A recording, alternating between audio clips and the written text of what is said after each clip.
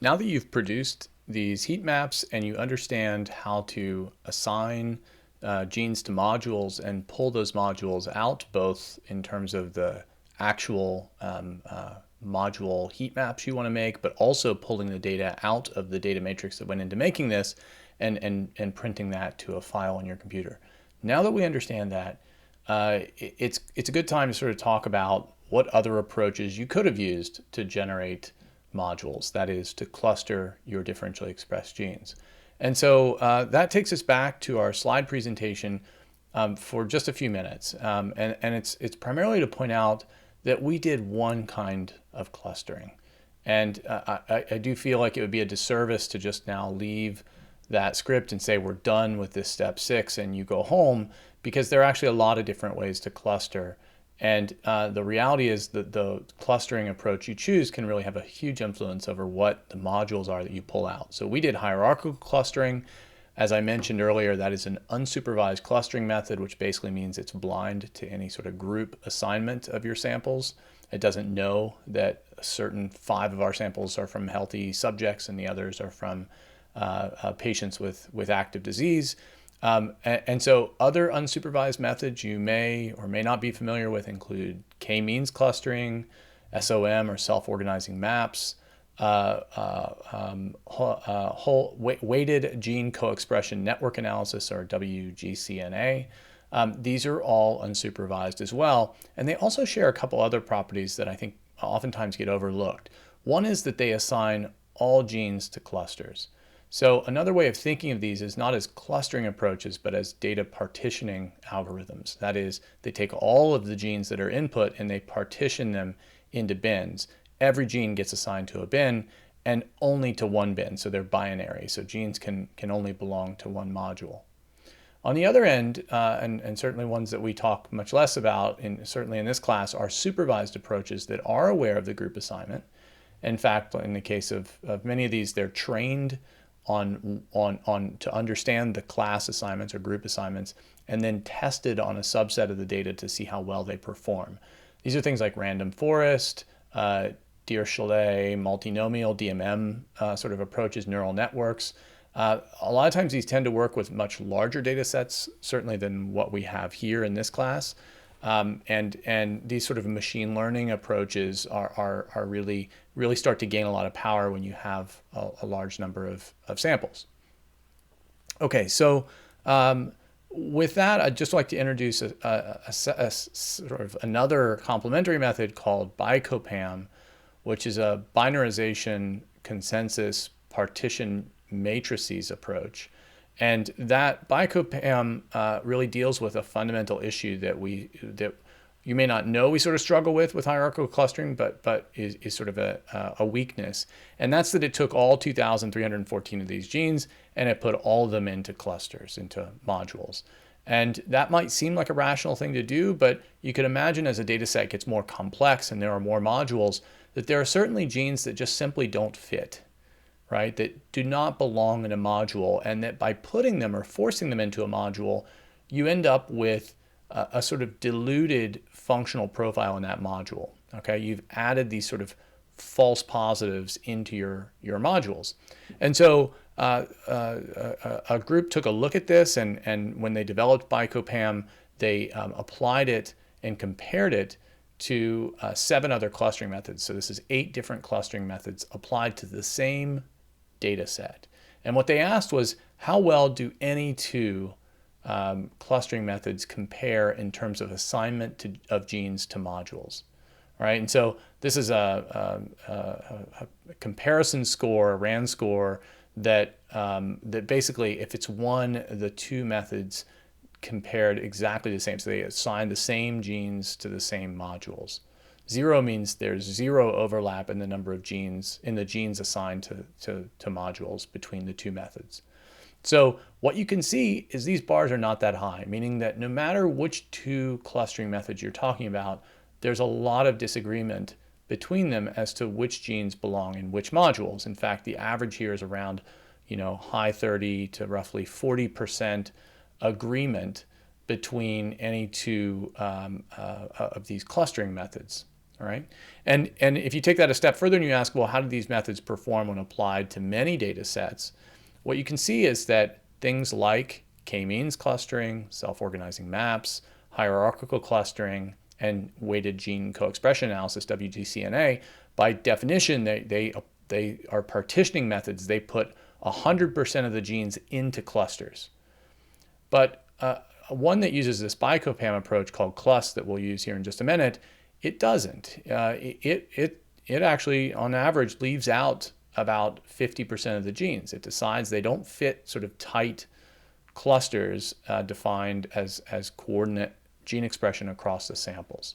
And so I point this out because this is quite different than the hierarchical clustering or partitioning that we just carried out, and because it offers an alternative method for you to consider clustering, particularly when you want clusters that are smaller, very tightly coordinately regulated clusters, and in particular clusters that might clustering that might involve multiple data sets. So the way, and I'll get to that in a minute, the way CLUST works is, and I won't get into details of the BiCoPAM method. You can check out these papers if you want to know more, but it's essentially a consensus or hybrid or ensemble clustering approach where it takes multiple approaches to clustering your data and then finds a consensus agreement between those methods. And so it'll take data, in this case, across 3 or 4 time points where there's a lot of kinetics, and it'll tease out these individual clusters of number k, right? And you don't have to specify the number of clusters. Okay. And so I applied this to the data that we generated from our Hackdash, the schistosoma mannsoni data, because that's a data set where, right, we had a lot of time points. We had untreated 1, 3, 12, and 24 hour.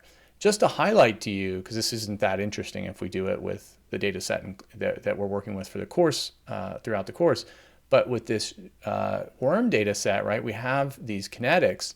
And so just running CLUST with the default parameters, which I'll do for you in a minute, generates these really beautiful clusters where now I can see modules of genes that start off high and come down after praziquantel treatment. And there's some subtleties here, right? The second module starts coming down almost immediately, but mildly before precipitously declining. While another module remains up all the way out to the 12-hour time point before finally going down. Right? And we can see those kinds of kinetics here as well on the other end, genes that stay low and are induced by 3 hours or not until 12 hours. Right? So we get this really fine-grained resolution. So you can try running CLUST on your own. Again, this is sort of a exercise for you to work on outside of quote-unquote class time, but you would have to first install CLUST. It's a command line tool. You can install it by reading the instructions on the GitHub site. You would then, if you'd like to try to reproduce exactly what I've done here, you can download the example data files from today's lecture page. You would just go here to the lecture page. You'll see downloads. You really just need this text file of DEGs, which you could make yourself in R. It's just the female LE strain worms. And you need a replicates file. Again, reading the documentation for the software will tell you what those files are and why you need them. And then you run CLUST by just calling on the program, giving it the data you want it to cluster, telling it about the kind of data, and these are codes that you can read about on the software's documentation site, and then telling it how it should group replicates into these different conditions so that it understands basically how to plot this graph. All right, so I can just quickly demonstrate for you. I'm going to go over, I have a separate R project open where I made that data matrix that I'm going to pass to CLUST. And because CLUST is a command line tool, I'm not in the R console, I'm in the terminal. And I'm going to run CLUST operating on my diff genes object, which is just the data, the differentially expressed genes, but just for the female LE strain worms across that time course. And then I've got this rep text file, and I can show you what that looks like. The reps text file is really just a text file that tells the name of the file it can find these replicates in, the group to which the replicates belong, and then the names of the replicates. And those have to match exactly the names of the columns in your data. Again, you can read more about this on the website, on the software website, and you can get the exact files from the lecture page for today. But I'm running this on my laptop, and when I hit enter, again in the terminal, it's going to call on clust, and it's going to run this clustering algorithm it's thinking.